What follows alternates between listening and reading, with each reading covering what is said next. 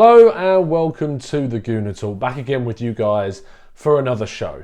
Now, Storm Kira over here in the UK has taken, it's given the UK a bit of a bashing, it's fair to say. So, not many things are going on in terms of football. Games are getting called off left, right, and centre. I've just been listening to Sheffield United on the radio and them hopefully dropping points, but it's still inconclusive at the time of recording. But there's not too much football going on. But what that does mean is that you'll have a little bit more time on your hands because, let's face it, all we do is watch football over here. And so without that amount of football to keep you busy, we've got a little bit of an extra long tactical breakdown for you, and also one that is relevant for every single person that tunes into the show because it concerns one of our incoming future players, William Saliba, who joined from Saint-Etienne in the summer. We then loaned him back to the French club for the remainder of the 2019-20 season. Now, he's been out for a bit, it's fair to say, but I have got two fantastic people to give me lots of info regarding what he has done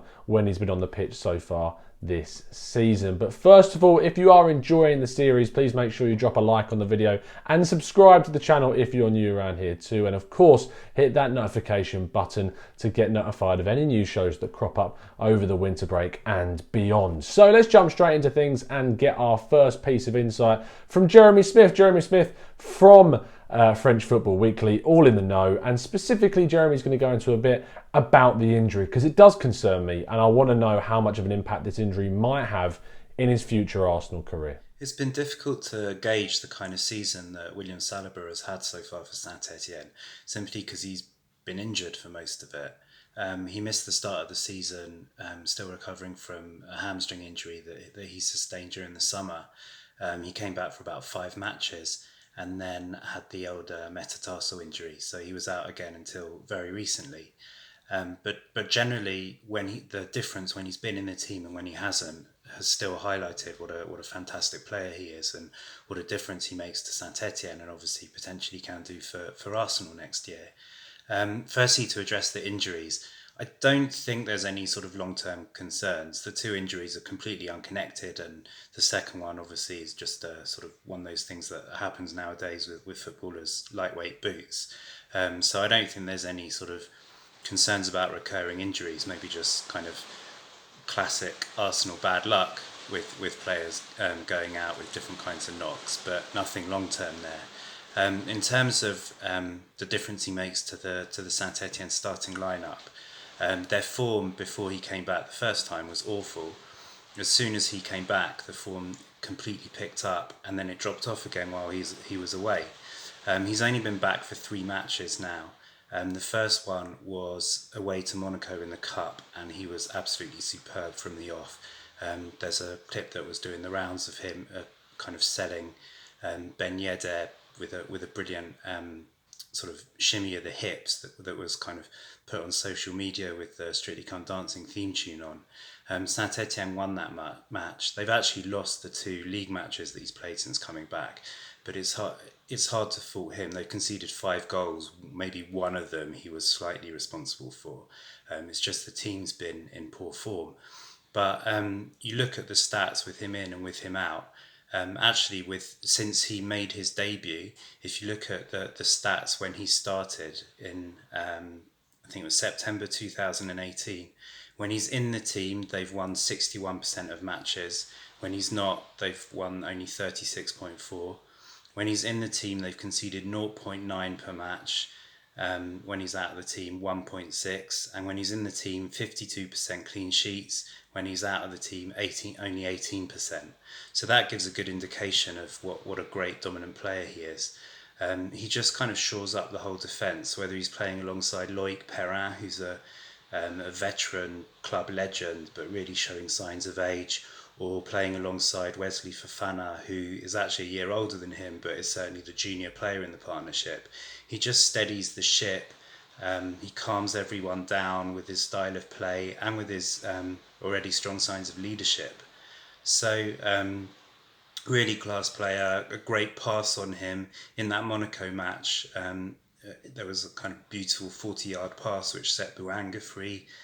He probably should have scored, he didn't, but it's his awareness, his positioning at such a young age, strong in the tackle as well. So yeah, as long as he stays fit, motivated, however well or badly the rest of the season goes for Saint Etienne, there's no doubt that he is a difference maker and he'll be a great addition to the Arsenal team next year. Huge thank you to Jeremy for helping us out there. You can find him on Twitter at Jeremy Smith98, writes for French Football Weekly and Forget French Football News. Plenty of stuff to go through there, and actually a little bit of a reassuring side of things for sure in regards to his injury. So that's good, but we know all too well anyone that comes to Arsenal instantly is at more risk from injury. So I can't promise you, I'm afraid, listeners, that we won't see him on that injury table, on that treatment bed throughout his time at Arsenal. But fingers crossed, we will see the best from the young Frenchman. And to be honest, there's only one real way to get an in-depth knowledge of a guy like William Saliba, and that's to talk to someone who watches this guy week in, week out, and is a fan of Saint Etienne. And I've got just the person, because we're going to chat to Chloe, who writes for Ultimo Diaz, which is a French football writing site, and Chloe's going to give us loads of information, who has watched him intensely as a Saint Etienne fan, has been to the games when he's been playing, and give us breakdown across all of those. And she was very, very kind to send a very in-depth and long video talking about each of those individual performances. So as I said, we've got plenty of time on our hands here on our Sunday while Storm Kira is battering us. So please make sure you sit back, relax, and enjoy everything that Chloe's got to say regarding our new young Frenchman. Hi, thank you for welcoming me to begin with. So my name is Chloe. I've been working for a French website called Ultimo Diaz for a few years, writing about German football and loads of other things. And I'm also a Saint Etienne supporter. Been since I was born, basically, because I'm coming from there. And yeah, I've been able to watch Saliba fairly closely since he started. Right from when he was in youth teams. He basically was already way too good for everyone. And his partnership with Wesley Fofana started from since they were together in U16, I think, in my memory. And yeah, it's always been amazing, and it worked very well. Last year, when Gasset came, when Jean-Louis Gasset was there, former Laurent Blanc associate, and he basically started including him, and he played more and more, especially in the second part of the season. And yeah, he's been outstanding, it has to be said. He was 19 years old, but already, well, even 18, but anyway, extremely young. And he's been, since then, absolutely above everyone. He's extremely good, he's extremely impressive in everything he's doing. And he's the type of player who's basically has the leadership in him. He's obvious on the pitch. We can see that he's a leader, and he has the fibre for it. It's especially obvious when you see him from the stadium, from the stands, because it's obviously, we don't see everything on TV. We don't see what players can do when they are talking to their teammates, when they are trying to replace everyone, and it's what Saliba is doing.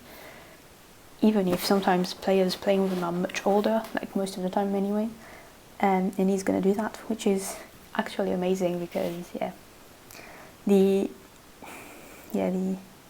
drive he has at his age is absolutely outstanding. So besides that, he's known for his talent. He's well known for that. He's probably going to be one of the greatest in a few years, if everything goes well for him, obviously. But yeah, it's difficult to see him not to be extremely successful at some point, because how good he is and how impressive he is. It can be, even though he's not playing in the best team in the world. As for this season, so it didn't start him very well for him, of course, neither for Saint Etienne, obviously, as he had his muscular injury, which kept him out of the field for quite a while, around until mid-October, end of October. And after he came back, there was a managerial change. So basically, we were then trained by Ghislain Printemps after Jean-Louis Gasset retired. Ghislain Printemps was then his assistant coach. But the thing is that Ghislain Printemps was definitely not experienced and went terribly badly because we didn't have a proper pre-season. And it was obvious, and basically since then we've been struggling. And yeah, after quite a few losses, and the board took the decision to remove Ghislain Printemps from his position, and Claude Puel was brought in. His first game was the derby against Lyon, which is an extremely important game in the region because it's the biggest derby in France and the rivalry is absolutely massive. To forgive a comparison to London people, it's basically the North London derby but in France. So yeah, the rivalry is massive. It was also an extremely important game for Claude Puel as it didn't finish well at all with Lyon. And it was one of the first few games of Saliba when he came back, and he's been amazing in that game. Memphis Depay probably didn't see the light. It was an outstanding win for him, for William Saliba, and for the team. He led the celebration at the end of the game. It was brilliant. After that, he kept showing off and putting up very, very good performances. We barely lost the game until mid-November approximately, thanks to Saliba mostly, because defensively he's been absolutely outstanding. He has very little experience, but yet when you watch him play it's very difficult to see it, considering how good he is at doing his job, how good he is at anticipating things, how good he is at reading the game, how good he is at positioning his body, and he's very impressive in terms of pretty much everything. He's the type of player that when you see him you say, okay, that's impressive. His last game actually before his foot injury was against Monaco, and Wissam Ben Yedder is going to be very difficult to defend against. But in that game, Wissam Ben Yedder didn't see the light. I was actually at the stadium that day, and it was absolutely outstanding because most defenders are struggling a lot against Ben Yedder because he played futsal and he's very difficult to deal with in small spaces and everything. But William Saliba basically didn't have a single problem against him, and he ended up pocketed, I would say.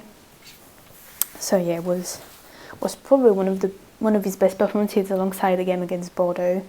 Against Bordeaux, but to be fair, he's probably never really, until then he had never really played badly in a game. So after that game on the 6th of November, he got his toe injury, which kept him sidelined until end of January basically. And in the meantime, Saint-Etienne literally fell apart. So they are now in the second part of the table, very close to the relegation zone. And the situation is quite complicated, yet Ligue 1 being a very weird league, if not bad league. We can still be in play in European competition next season, so nothing is done yet, to be fair. So we pretty much lost all of our games in between the injury of Saliba and his comeback. To show, it's basically so important for the back line and for the whole team that when he's not here, it's literally visible because he has such a big impact on the defensive performances of Saint-Etienne that it's absolutely visible and obvious when he's missing. Although Wesley Fofana is doing what he can,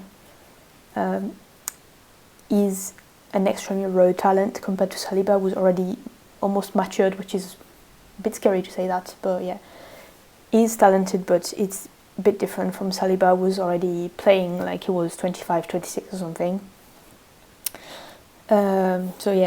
He came back end of January,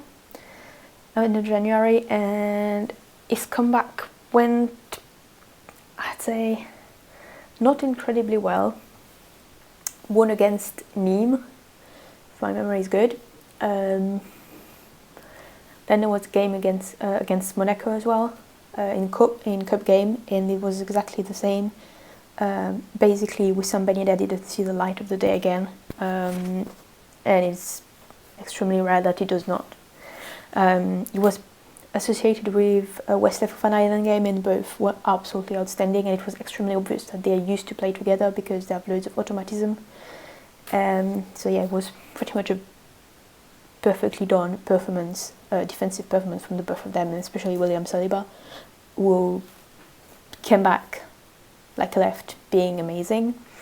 Then there was a game against Metz last weekend, and that game was probably the worst performances from William Saliba we've seen in a very long time. Yet he was still one of the least bad players on the pitch that day. Saint-Etienne lost 3-1 in Metz, and it was more of a collective failure than an individual one, because at some point when the whole team is not good enough, even if one player is good, it cannot do everything and it cannot save the day, and it's what happened on that day. So yeah, it was a game to forget, but on the other end, he's so young that it's also a type of game in which the player is going to learn a lot. He's going to be able to improve a lot, to see what mistakes he's done, what he can reflect on, and what he can improve, and what he can adjust and everything, because before, and he has been always extremely good and extremely impressive, so it's always difficult to say, well, okay, what he has to improve and what he has to make better. And actually the things which are quite obvious in the thing that he has to make better can be sometimes he's losing a bit the focus on the game, but it's not happening very much. Also, like IL duels, or duels in general, sometimes it can be a bit shaky, but then again, it's never going to be massive in something that he can easily make better. But yeah, ultimately it's quite difficult to find actual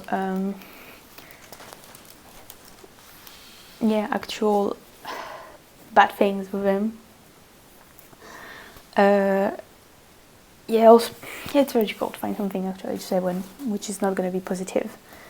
And finally, the last game Saint-Etienne played was against Marseille, 2 days on Wednesday. So Saint-Etienne lost again, 2-0.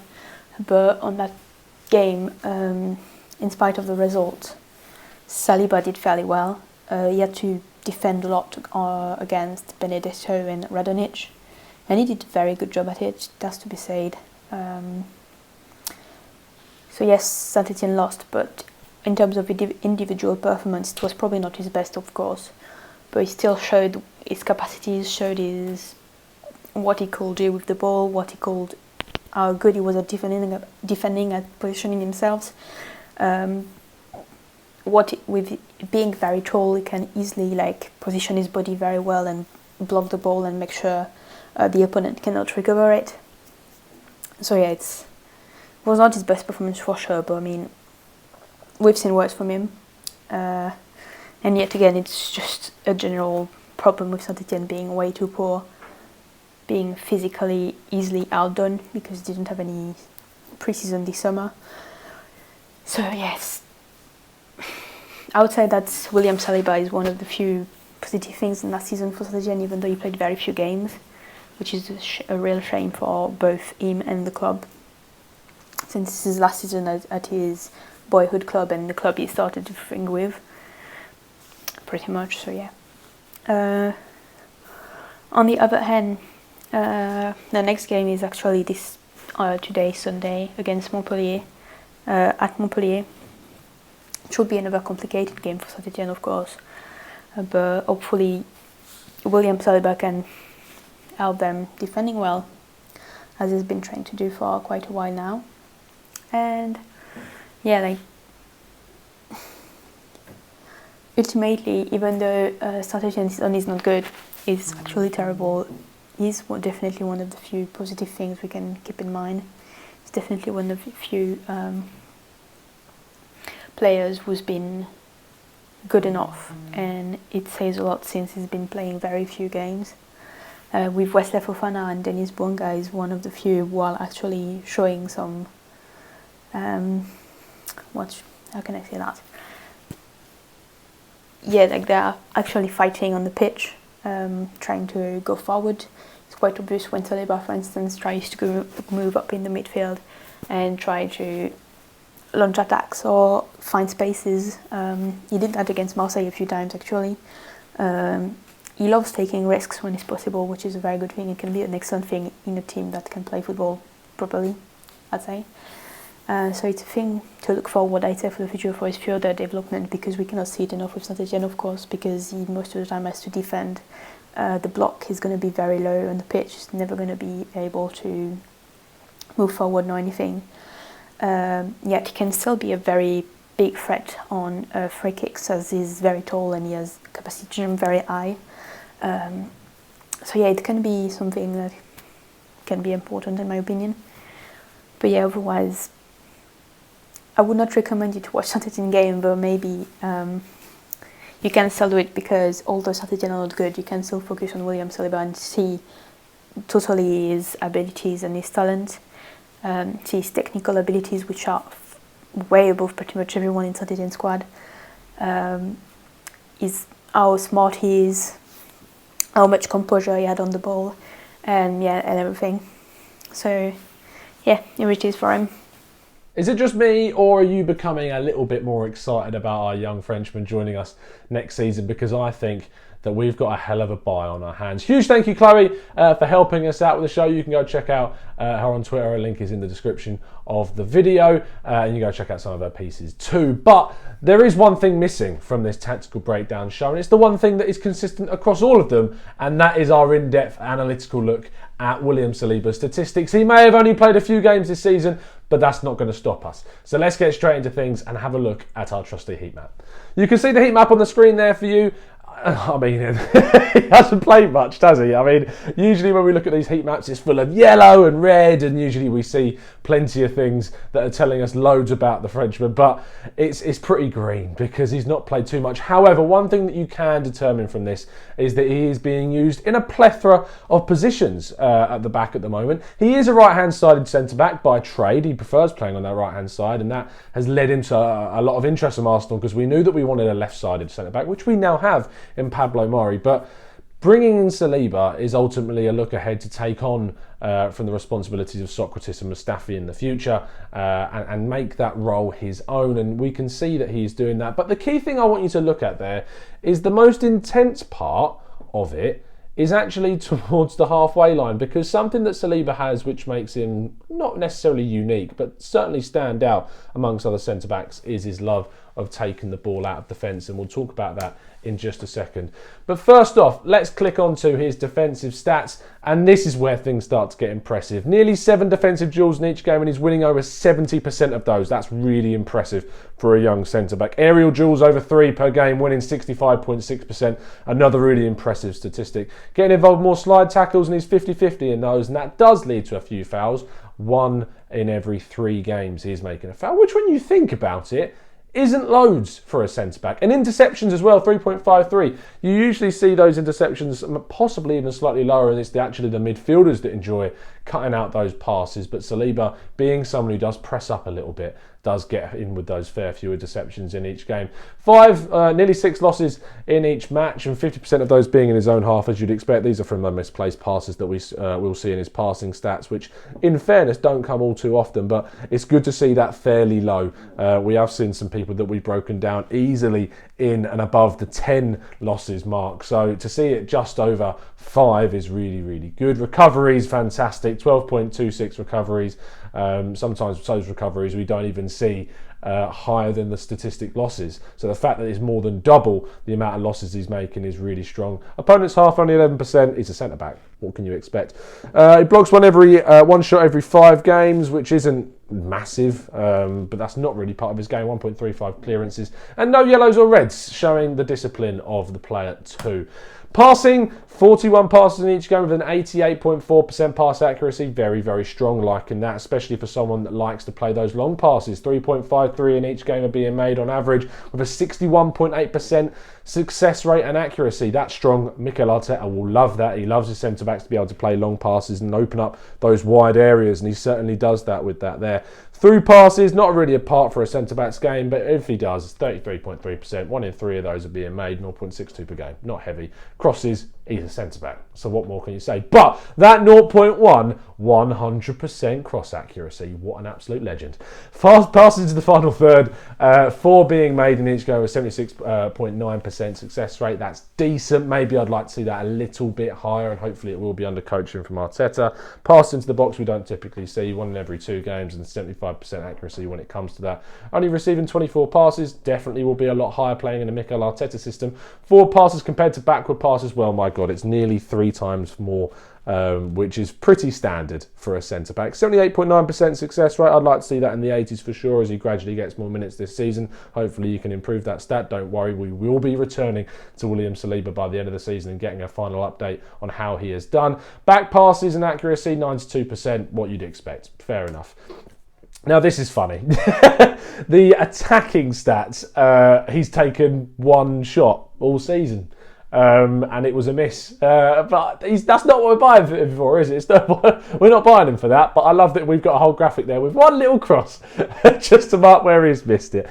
So the attacking stats wise, it's not a big thing that we're going to be seeing. We talked about crosses as well. But it is the dribbles that does make me a little bit excited, because he's making 1.5 dribbles per game and a 66.7 success rate of those, which is strong, which does lead to some of those losses as we saw earlier. Offensive duels, really, really good too. Over 4 of those being made with a 41% success rate. Typically, those are the ones that are going on the opposition half, so that is why we're seeing only 40% in terms of those being won. Progressive runs, 0.31. That's usually a little bit lower for centre-backs, so that does show the uniqueness of his game, where he likes to drive out from the back.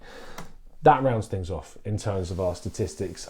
I am really, really excited to see what happens next season. And to be honest, the excitement will only grow, because I can imagine that he will gain even more development and traction as he works his way through the rest of the Liga year with Saint-Etienne. Really intrigued to know, obviously, how much of an impact he'll have in terms of our defensive abilities and strength next year, and with possible European football on the horizon too, he'll be able to get minutes in that competition. I'm really happy with it. I hope you are too. Please let me know what your thoughts are in the comment section down below. Please give our 2 contributors, Jeremy and Chloe, a follow on Twitter and let them know how brilliant they have been with their insight, especially with Chloe. I mean, wow, what an in-depth insight from Chloe that was. Thank you ever so much for listening. I'll see you again very, very soon. If you've enjoyed the video, please drop a like. Please subscribe to the channel if you're new around here. And as always, up the Arsenal.